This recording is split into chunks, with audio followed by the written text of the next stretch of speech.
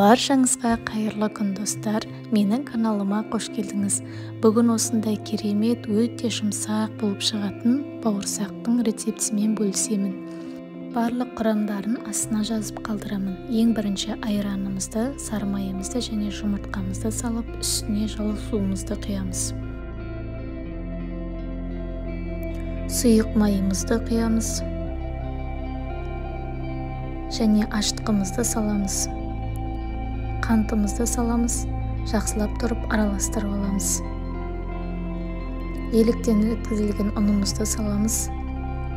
Керек мөлшерін астына жазып қалдырамын.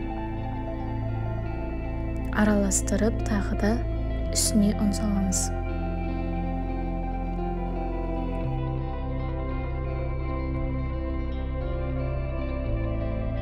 Жақсылап тұрып қамырымызды басып аламыз. Өте қатты тығыз қылмаймыз, жұмсақ етіп басып аламыз 1-2 минуттай. Сосын қақпағын жауып 1 сағатқа көтеруге қалдырамыз. Біздің қамырымыз 1 сағатта көтеріліп дайын болды. Ары қарай оқтаудың көмегімен ысып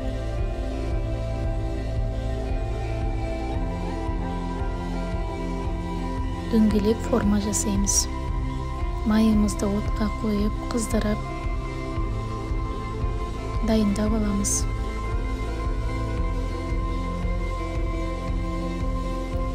Майымызды әбден қыздырып, үстіне біртіндеп салып шығамыз. Екі жағы қызарғанша пісіріп аламыз. Бауырсақтарымыз осылай үлпілдек болып көтеріліп, әдемі болып шығады.